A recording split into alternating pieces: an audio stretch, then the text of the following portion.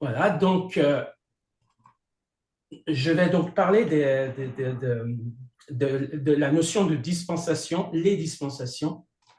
Donc, c'est un mot qu'on entend ouais, de temps en temps, ou souvent, je ne sais pas trop.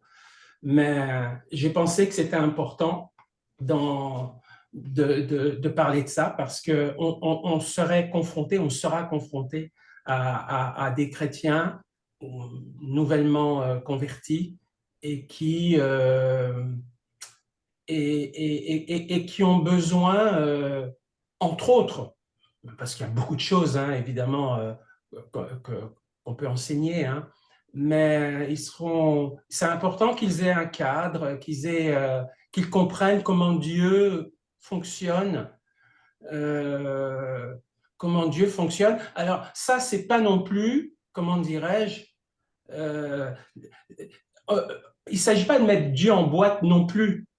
Il s'agit en fait de donner des principes tout en sachant que Dieu est au-dessus des principes que lui-même établit. Parce que Dieu on ne peut pas l'enfermer dans une boîte. Hein. Mais on se rend compte, avec l'expérience, quand on lit la parole, on se rend compte que, bon, Dieu a fonctionné de certaines manières à certaines périodes, et puis à une autre période, il a fonctionné avec nous différemment. Voilà, c'est juste une constatation. Il ne s'agit pas de mettre Dieu en boîte, hein, parce que Dieu, on le voit, hein, Dieu établit des principes, des règles, mais il peut aussi s'en abstraire. Hein. Je pense à la loi de la gravité, c'est une loi que Dieu a établie, et pourtant Jésus est monté au ciel. Il a fait le contraire de la gravitation. Il est monté au ciel. Donc Dieu est l'auteur des lois, oui, mais Dieu est au-dessus des lois et Dieu fait comme il veut. Il est souverain, même si il est bon, je pense, d'avoir des principes. Parce que globalement, Dieu fonctionne quand même, respecte ses principes globalement. Parfois, il y a des exceptions, parce que Dieu n'est pas limité, comme je le dis, n'est pas enfermé par ses principes. Alors, les dispensations dans la Bible, alors une dispensation, en fait, c'est une période de temps, c'est une période de temps donnée qui est étalée sur plusieurs siècles et qui concerne l'histoire de l'humanité, particulièrement dans son rapport, le rapport que l'humanité a avec Dieu. C'est-à-dire, dans l'histoire, avec un grand H, dans l'histoire de l'humanité, Dieu n'a pas parlé aux hommes, n'a pas agi avec les hommes de la même manière tout le temps. Et on le voit hein, dans Hébreu, on va regarder ensemble ce passage, dans ouais, partage d'écran, dans Hébreu, c'est ça. Hébreu chapitre 1. Hébreu chapitre 1, versets 1 et 2, il est dit, après avoir autrefois à plusieurs reprises et de plusieurs manières parlé à nos pères par les prophètes, Dieu, dans ces derniers temps, nous a parlé par le Fils, qu'il a établi héritier de toutes choses, par lequel il a aussi créé le monde. Alors, j'ai pris ce passage pour montrer, alors ça ne parle pas vraiment de la dispensation, mais c'est pour montrer que Dieu, dans son rapport avec l'homme, n'a pas parlé, n'a pas interagi de la même manière tout le temps. Voilà. Et donc, il y a une interaction donc, entre Dieu et nous, une certaine façon aussi de nous approcher de Dieu, parce que la manière dont les gens s'approchaient de Dieu dans l'Ancien Testament et la manière dont on s'approche de Dieu aujourd'hui, c'est différent. C'est vraiment différent. Donc, une certaine façon aussi de s'approcher de Dieu, des codes particuliers à connaître et qui sont fonction des époques et aussi, et surtout, c'est là ce qui entre dans la définition d'une dispensation et qui entre aussi et qui tient compte aussi de l'évolution morale de l'humanité. de l'évolution morale de l'humanité. Donc, autrefois, on s'approchait de Dieu, par exemple, comme je disais tout à l'heure, par le sacrifice d'un animal. Aujourd'hui, on s'approche de Dieu par la foi en notre Seigneur Jésus-Christ. On ne sacrifie plus d'animaux. Donc, la manière de s'approcher de Dieu est différente, ne serait-ce que sur ce point-là.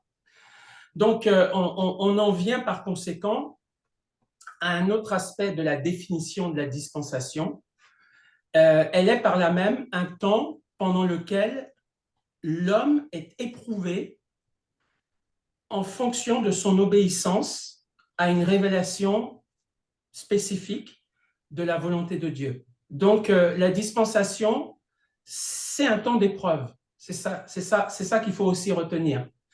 Malheureusement, généralement, elle se solde par l'échec de l'homme dans ce temps d'épreuve, l'échec de l'homme face à cette obéissance qui est requise. Et cet échec est dû au péché, évidemment, au péché de l'homme. Et donc, le passage d'une dispensation à une autre n'implique pas forcément la fin de la dispensation qui a précédé. C'est vrai d'ailleurs dans tous les cas.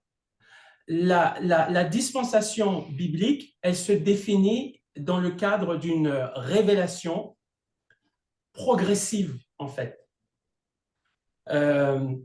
qui est complétée ou qui est éclairée par les dispensations qui vont suivre ou qui la suivent. Donc, autrement dit, la dispensation est le fait d'une ou de plusieurs alliances, pour parler clair, d'une ou de plusieurs alliances par lesquelles Dieu va initier une relation bilatérale et permanente avec l'humanité. Et je dis bien le mot l'humanité. C'est la différence, on va dire, c'est une des différences entre une dispensation et une alliance. Une alliance, c'est avec certaines personnes ou certains peuples que Dieu va faire une alliance. La dispensation, ça concerne l'humanité entière. Et donc, Dieu initie une relation bilatérale et permanente avec l'humanité qui est fondée sur la liberté de choix des hommes à respecter ou non là ou les alliances qui lui sont proposées. Voilà, voilà ce qu'on peut dire. La dispensation, contrairement donc à certaines alliances, elle concerne toute l'humanité. Donc la dispensation a une dimension universelle, contrairement à certaines alliances. Parce que c'est vrai qu'il y a la nouvelle alliance, elle est universelle aussi. Hein. Mais voilà, la plupart des alliances, c'est avec un homme, avec un peuple, Abraham, David, etc. Hormis la nouvelle alliance en Christ, les alliances concernent certaines personnes. Les dispensations, c'est l'humanité entière. Et donc, on trouve 7 dispensations. Alors, je vais les montrer justement. Et on va parler des 2 premières aujourd'hui. Que je vais donc montrer là. On va parler de deux dispensations. Alors, vous voyez là. Donc, on va parler premièrement de la dispensation de l'innocence. Voilà. Ensuite, on parlera de la dispensation de la conscience, puis du gouvernement humain. J'ai mis entre parenthèses tribunal des juges. Ensuite, 4e dispensation, la promesse. 5e dispensation, la loi, sous-entendu la loi de Moïse. 6e dispensation, l'Église, mais d'autres appellent aussi cette dispensation la dispensation de la grâce ou voire même la dispensation du Saint-Esprit. Et puis la 7e dispensation, le millénium, le règne de 1000 ans de Jésus-Christ sur terre. Donc, voici, on va dire, les 7 dispensations les plus répandues, les plus connues ou les plus nommées. Voilà. Ça ne veut pas dire on peut classer ça peut-être différemment. Il n'y a pas de souci, on peut classer ça différemment. Mais généralement, c'est cette dispensation dont on parle le plus souvent. Et donc, on va commencer avec cette dispensation de l'innocence. Alors, la dispensation de l'innocence, il faut regarder, donc, on va regarder ensemble dans Genèse chapitre 1, donc Genèse chapitre 1, verset, verset ici, là, verset 26, Genèse chapitre 1, verset 26. C'est le moment, en fait, où Dieu crée l'homme et il le place sur terre. Quand l'homme est créé par Dieu, l'homme est sans péché. Voilà. Donc, cette période de temps dans laquelle l'homme est créé, on appelle cette dispensation, justement, cette période de temps, on l'appelle la dispensation de l'innocence, parce que l'homme est sans péché pendant ce temps-là. Verset 26, quand Dieu crée le monde, il crée l'homme donc au 6e jour, puis Dieu dit, faisons l'homme à notre image, selon notre ressemblance, et qu'il domine sur les poissons de la mer, sur les oiseaux du ciel, sur le bétail, sur toute la terre, et sur tous les reptiles qui rampent sur la terre.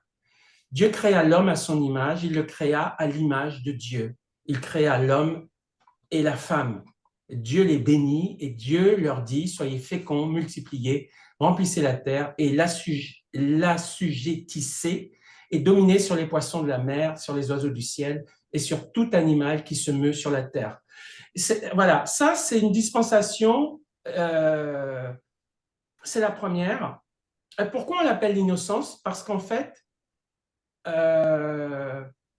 l'homme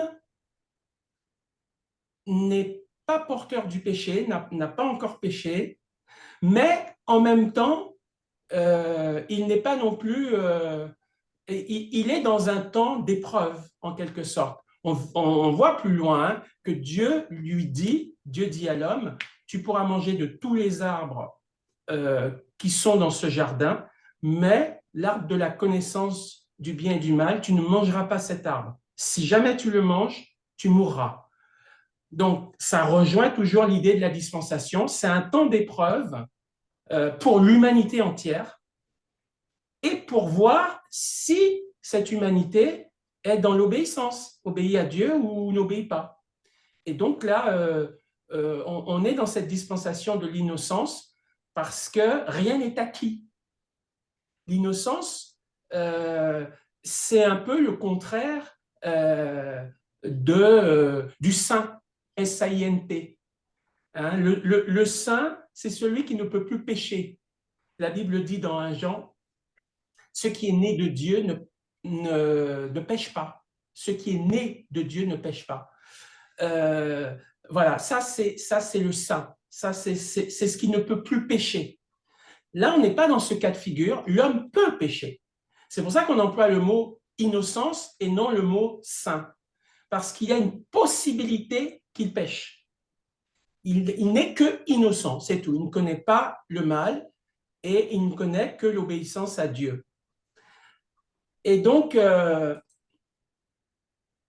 dispensation donc, de l'innocence, donc on a lu Genèse chapitre 1, alors on va regarder, Genèse chapitre 1, verset 26 à 31, je ne sais pas si on a lu le verset 31. Non, on continue, donc verset 28, Dieu les bénit et Dieu leur dit, soyez féconds, multipliez, remplissez la terre, assujettissez, dominez sur les poissons de la mer, sur les oiseaux du ciel, sur tout animal qui se meut sur la terre. Et Dieu dit, voici, je vous donne toute herbe portant de la semence et qui est à la surface de toute la terre, et tout arbre ayant en lui du fruit d'arbre et portant de la semence. Ce sera votre nourriture. Et à tout animal de la terre, à tout oiseau du ciel et à tout ce qui se meut sur la terre ayant en soi un souffle de vie, je donne toute herbe verte pour nourriture, et cela fut ainsi. Dieu vit tout ce qu'il avait fait, et voici, cela était très bon. Ainsi, il y eut un soir, il y eut un matin, ce fut le 6e jour. Donc, chapitre 2, au chapitre 2 de la Genèse, donc on continue. Au chapitre 2 de la Genèse, on voit que versets 16 et 17, verset 15 même, l'Éternel Dieu prit l'homme et le plaça dans le jardin d'Éden pour le cultiver et pour le garder. L'Éternel Dieu donna cet ordre à l'homme, tu pourras manger de tous les arbres du jardin, mais tu ne mangeras pas de l'arbre de la connaissance du bien et du mal, car le jour où tu en mangeras, tu mourras. Voilà, donc ça, comment dirais-je, voilà, cet ordre, ce sont les fameux, la fameuse, comment dirais-je, condition d'obéissance qui aurait permis à cette dispensation de l'innocence de durer jusqu'à un certain temps, ou de durer indéfiniment jusqu'à ce que Dieu change, Dieu bénisse, l'obéissance d'Adam. Voilà, je pense que si Adam avait obéi jusqu'à un temps que Dieu seul sait, jusqu'à un temps d'épreuve, Dieu aurait mis fin évidemment à cette épreuve et Satan aurait été récompensé. On ne sait pas de quelle manière, hein, peut-être probablement que Dieu aurait sanctifié définitivement Adam. C'est possible, c'est-à-dire lui aurait donné la possibilité de ne plus pouvoir pécher. Peut-être que c'était ça, peut-être que c'était autre chose. Voilà, en tous les cas, malheureusement, comme on le dit, donc chaque dispensation, on s'aperçoit que le Seigneur constate l'échec de l'homme dans l'obéissance qu'il lui demande pour chacune de ces dispensations. Et donc, on voit dans Genèse chapitre 3, versets 1 à 22, alors je ne sais pas si on va tout lire, mais nous connaissons tous évidemment ce passage dans Genèse chapitre 3, où le serpent, qui était le plus rusé de tous les animaux des champs que l'Éternel Dieu avait fait, est entré en scène et puis a séduit Adam et séduit sa femme pour qu'ils désobéissent aux conditions de la dispensation de l'innocence, pour qu'ils désobéissent. Et malheureusement, voilà, ils ont désobéi. Et au moment où Adam et Ève désobéissent, évidemment, l'innocence d'Adam et de Ève cesse par là même. Ils cessent d'être innocents et ils deviennent pécheurs. Donc, cette dispensation de l'innocence prend fin, forcément, puisqu'ils pêchent. Donc, il n'y a plus d'innocence pour ce premier couple humain. Il cesse d'être innocent. Et donc, face à cet échec constaté, Dieu doit changer quelque part les règles du jeu. Voilà, doit changer les règles du jeu, probablement durcir les règles du jeu par rapport à cet échec de cette première dispensation. Donc voilà, je voulais donc la suite de ce que je voulais dire. Voilà, cette dispensation, donc, était celle de la vie sans péché d'Adam et d'Ève avant leur chute morale et leur désobéissance dans le jardin d'Éden.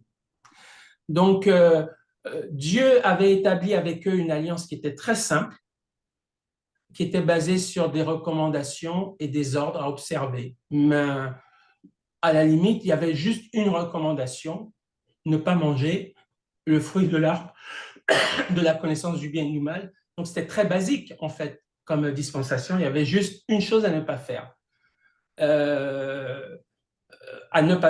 Pour ce qui est de ce qu'il devait faire, il devait dominer sur le règne animal, il devait croître, multiplier la race humaine, il devait assujettir la terre, il devait se nourrir d'herbes et de fruits,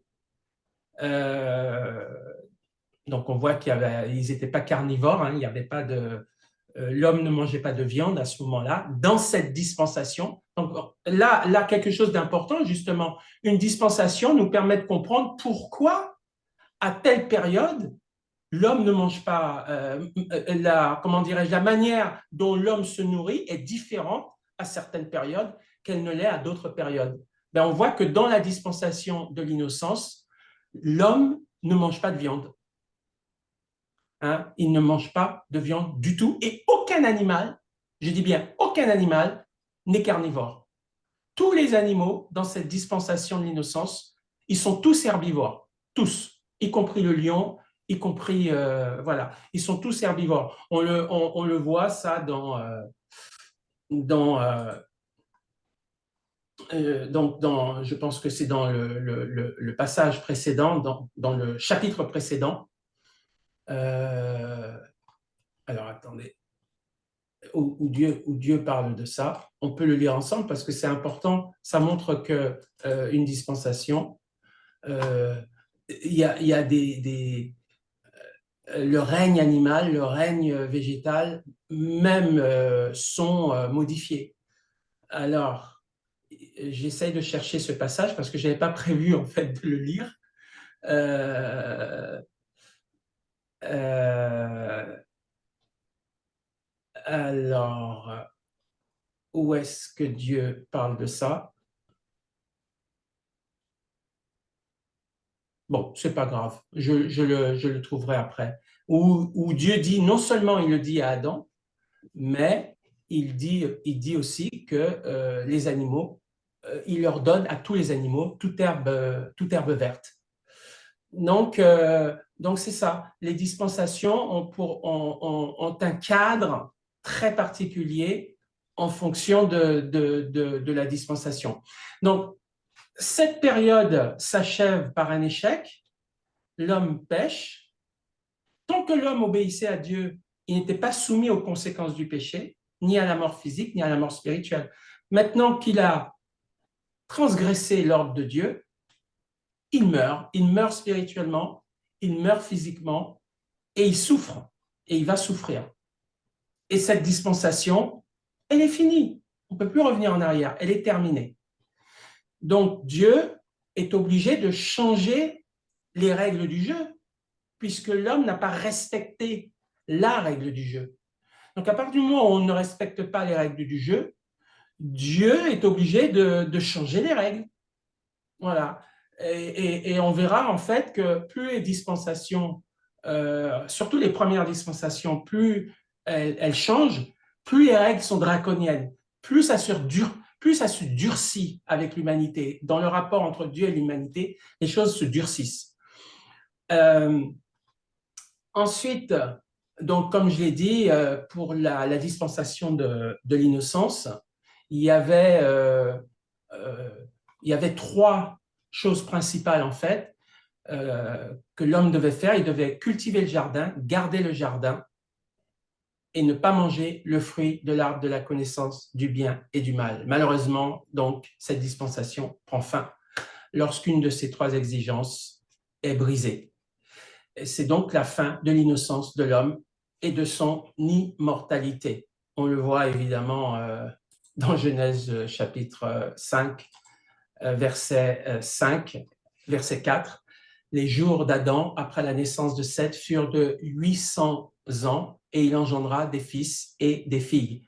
Tous les jours qu'Adam vécut furent de 930 ans, puis il mourut. Et ça, on le voit partout dans ce chapitre 5. Tout le monde meurt.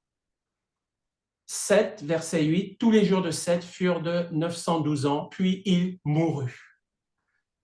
Enoch, tous les jours, verset 11 d'Enoch, furent de 905 ans, puis il mourut, etc., etc. Tous meurent, comme il est dit dans la parole, tous meurent en Adam. Là, on a l'illustration écrite, si je puis dire, de ce principe. Tous meurent en Adam. Voilà. Et donc je reviens à mon propos. On peut lire aussi Romains chapitre 5, Romains chapitre 5, pareillement, hein. C'est pourquoi, comme par un seul homme, le péché est entré dans le monde, et par le péché la mort, et qu'ainsi la mort s'est étendue sur tous les hommes parce que tous ont péché. Voilà, verset 14. Cependant, la mort a régné depuis Adam jusqu'à Moïse, et même au-delà de Moïse, elle a régné, la mort. Dans 1 Corinthiens, chapitre 15, verset 22, il est dit: et comme tous meurent en Adam, de même aussi, tous revivront en Christ. Donc, échec de cette dispensation. On va aller maintenant, quand Dieu met fin donc à la dispensation de l'innocence, il va donc initier une relation nouvelle avec l'humanité. La donne a changé, l'homme est devenu pécheur. Il est même, comme Dieu lui-même a dit, il est devenu comme l'un des nôtres, connaissant le bien et le mal. Donc, il connaît le bien et le mal. Il est dans le péché, il connaît le péché, il connaît la mort physique et spirituelle. Et donc, Dieu est obligé de changer les règles, de changer la donne. Et une nouvelle dispensation, donc une nouvelle façon dont Dieu va avoir une relation bilatérale entre l'humanité et lui, va naître. Et cette nouvelle dispensation, qui fait suite à celle de l'innocence, va s'appeler la dispensation de la conscience. Voilà. Pourquoi la conscience? Parce que, en fait, l'homme vient de tomber dans le péché, l'humanité entière est dans le péché, et donc Dieu, au lieu d'exterminer l'humanité, évidemment, dès le départ, le Seigneur a un plan de salut pour cette humanité. Évidemment, on pense à Jésus, on pense au pardon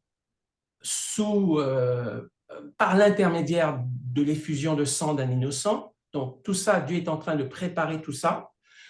Mais dans son rapport avec les humains, avec les hommes, avec l'humanité, il va changer la donne.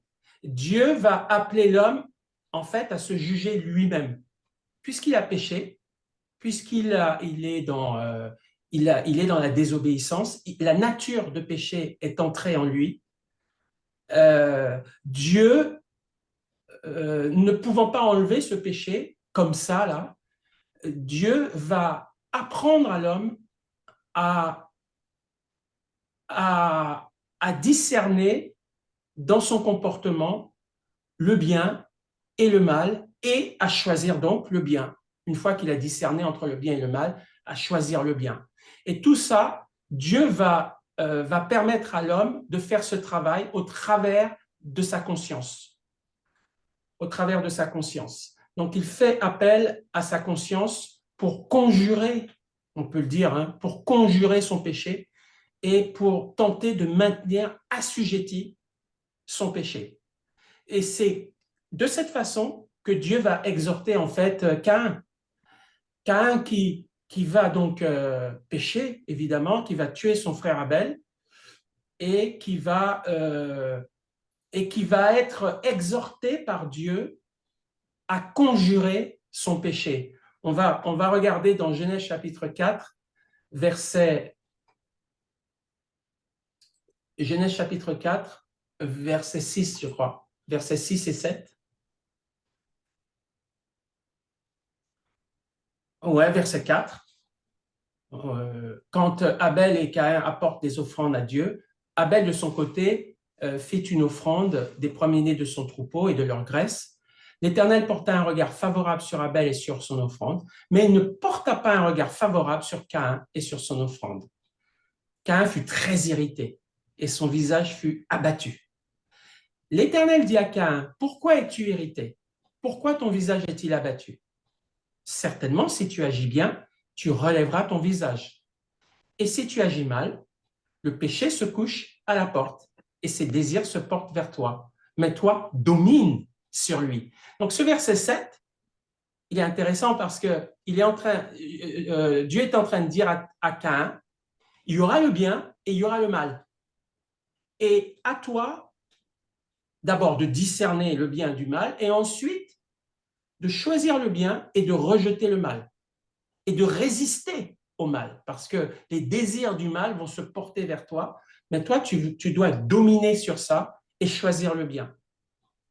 Verset 8, cependant, Caïn adressa la parole à son frère Abel, mais comme ils étaient dans les champs, Caïn se jeta sur son frère Abel et le tua.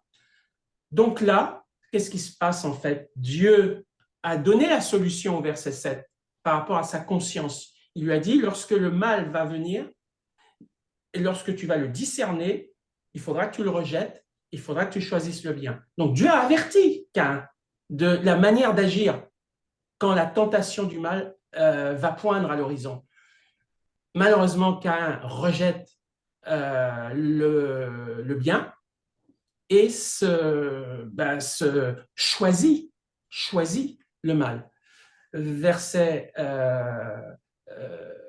verset 9, l'Éternel dit à Caïn, où est ton frère Abel? Il répondit, je ne sais pas. Suis-je le gardien de mon frère? Et Dieu dit, qu'as-tu fait? La voix du sang de ton frère crie de la terre jusqu'à moi. Maintenant tu seras maudit de la terre qui a ouvert sa bouche pour recevoir de ta main le sang de ton frère. Quand tu cultiveras le sol, il ne te donnera plus sa richesse, tu seras errant et vagabond sur la terre. Caïn dit à l'Éternel, mon châtiment est trop grand pour être supporté. Voici, tu me chasses aujourd'hui de cette terre, je serai caché loin de ta face, je serai errant et vagabond sur la terre, et quiconque me trouvera me tuera. L'Éternel lui dit, si quelqu'un tuait Caïn, Caïn serait vengé 7 fois. Et l'Éternel mit un signe sur Caïn pour que quiconque le trouverait ne le tuât point. Puis Caïn s'éloigna de la face de l'Éternel et habita dans la terre de Nod, à l'orient d'Éden. Là, on a deux choses. On a Dieu qui dit, quand ta conscience va te montrer le bien et le mal, choisis le bien. Ça, c'est ce que Dieu dit à Caïn, juste avant qu'il ne tue Abel, son frère. Dieu lui donne la règle de la conscience. Et Dieu donne une autre, entre guillemets, une autre règle maintenant, au verset 15. Il lui dit que malgré ton péché, malgré le fait que tu as tué, personne ne mettra la main sur toi. Personne. Je ne permettrai à personne de se venger ou de te tuer. Ça veut donc dire que, au travers de ce verset 15, Dieu est en train de dire, non seulement à Caïn, mais à toute l'humanité, que désormais, c'est vous qui devrez vous juger vous-même en fonction de votre conscience. Je fais confiance à cette humanité qui a péché, je fais confiance à cette humanité qui a péché pour qu'elle se juge elle-même dans sa conscience et qu'au travers du jugement de sa conscience, elle évite de faire le mal. Donc, je ne porte pas de jugement sur cette humanité au niveau, je dirais, individuel. Quand quelqu'un va faire le mal, je demande aux gens de se juger eux-mêmes et de s'abstenir du mal et d'obéir à leur conscience, à leur bonne conscience, pour ne pas faire le mal. Voilà. En contrepartie, je ne punis pas, comment dirais-je, je m'abstiens d'établir tout jugement, toute condamnation, mais je fais confiance à votre conscience pour que vous-même, vous vous absteniez du mal à cause de cette conscience. Et je ne mets pas de fardeau supplémentaire sur vous, c'est-à-dire peine de mort, jugement, tribunal. Je ne fais pas ça, mais je vous fais confiance et je fais confiance à votre conscience. Et c'est ça, en fait, cette dispensation de la conscience. C'est-à-dire que dans cette dispensation de la conscience, on ne trouvera pas de tribunaux, on ne trouvera pas de condamnation, de punition et d'exécution, de peine capitale. On ne trouvera pas ça pendant cette dispensation. Dieu fait confiance aux hommes pour qu'ils se jugent avec leur conscience. On le voit avec l'exemple de Caïn. Et malgré le fait que Caïn a tué Abel, c'est-à-dire qu'il a échoué dans l'exercice de sa conscience, il a échoué, il dit, personne ne te tuera. Je ne permettrai pas que tu sois tué. Je te donne encore une chance. Vous vous rendez compte de la miséricorde de Dieu? Malgré le fait que tu as tué Caïn, je ne te mets pas à mort.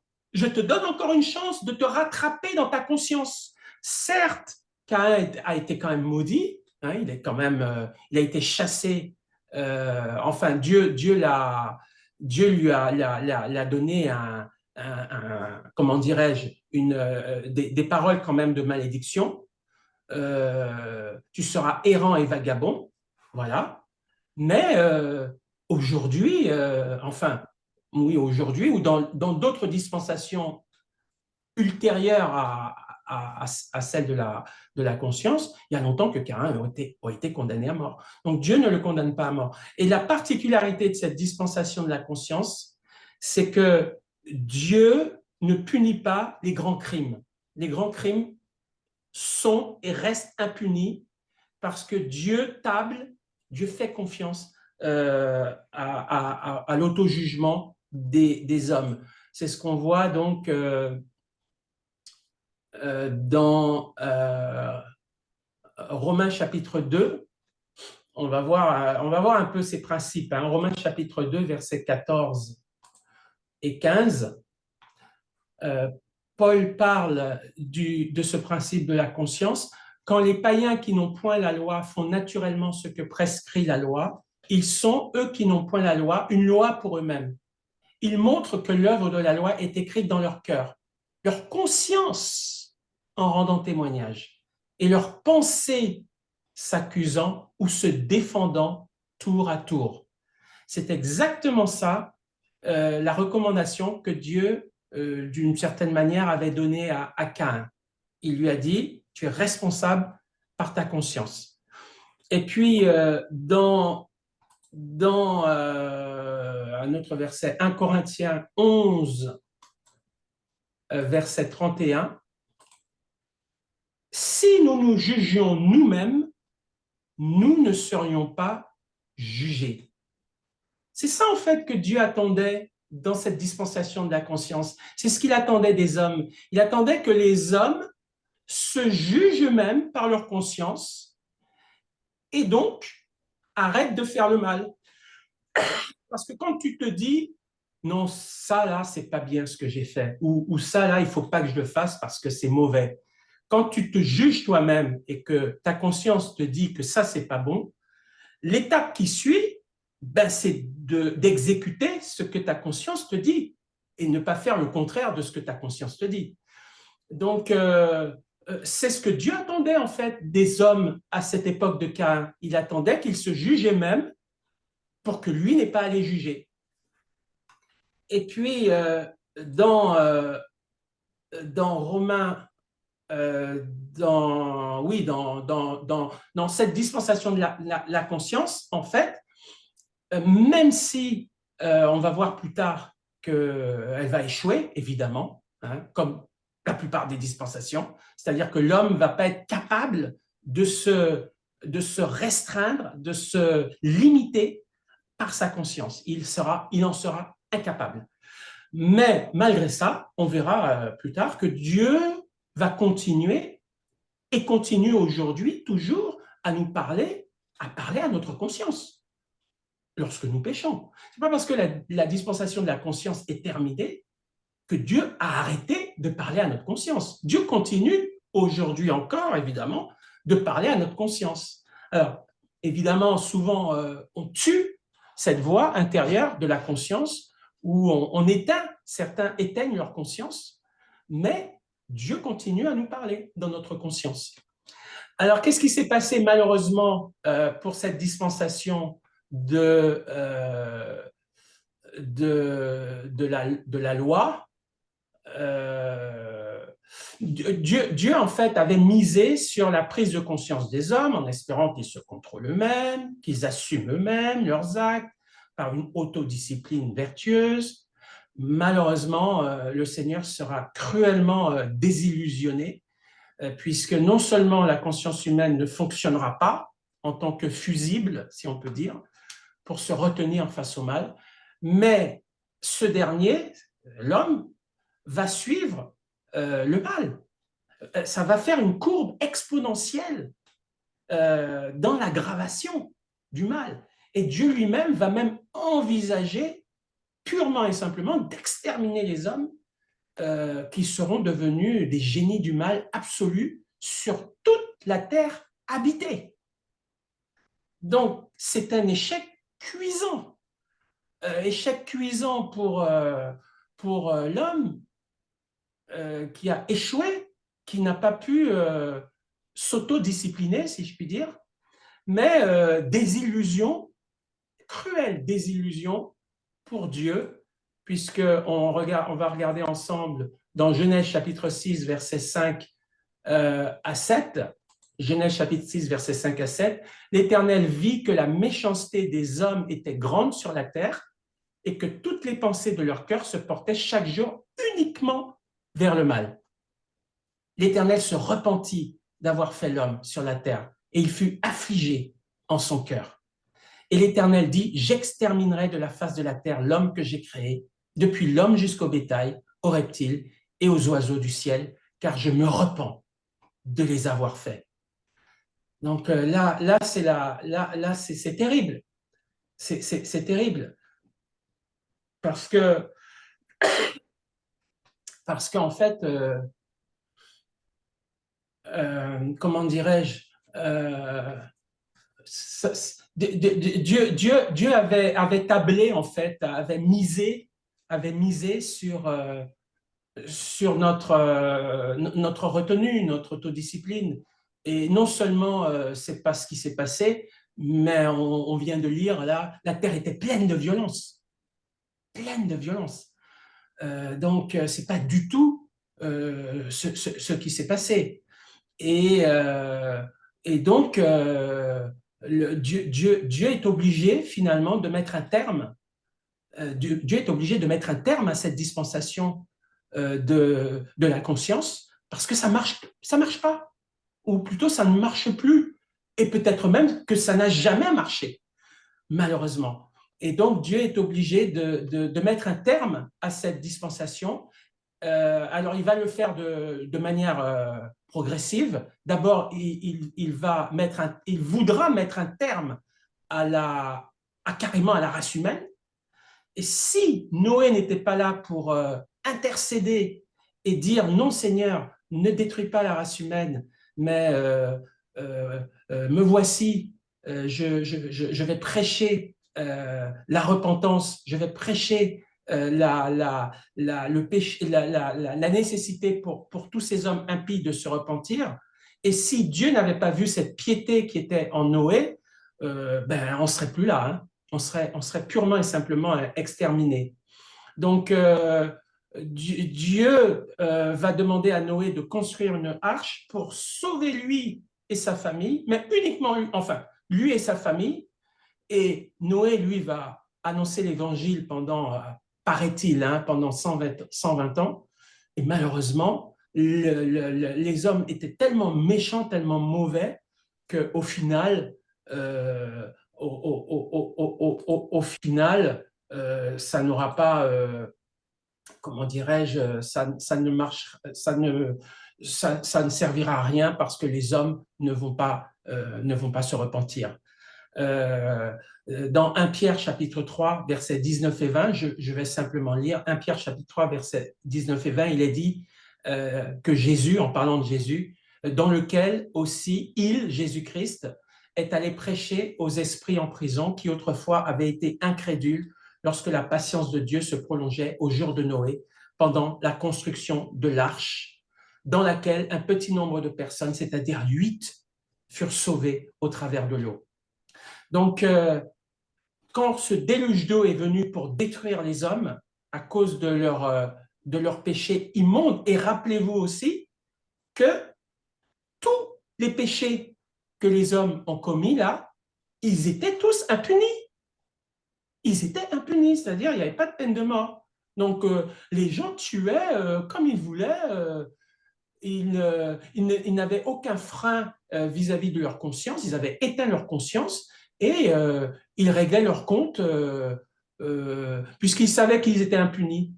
Donc, ils réglaient leur compte en toute désinvolture parce qu'ils savaient de toute façon, il n'y avait rien derrière. À part, évidemment, le jugement de Dieu direct. Dieu qui foudroie quelqu'un, évidemment. À part ça, il n'y avait pas de tribunal, il n'y avait pas de choses officielles pour juger leurs crimes. Alors, ça y allait à tout va. C'est pour ça que la parole de Dieu dit la terre était pleine de violence.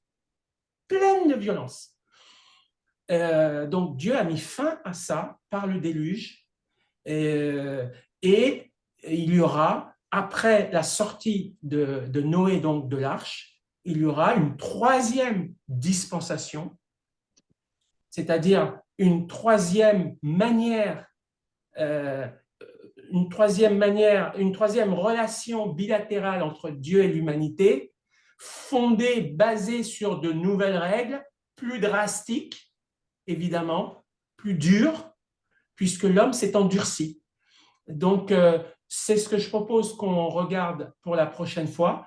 C'est ce qu'on appellera la dispensation du gouvernement humain. Là, Dieu va durcir les règles. D'abord, les jours de vie de l'humanité vont raccourcir, parce qu'on a vu que jusqu'à Noé, finalement, jusqu'à Noé, les hommes vivaient entre 800 et 1000 ans.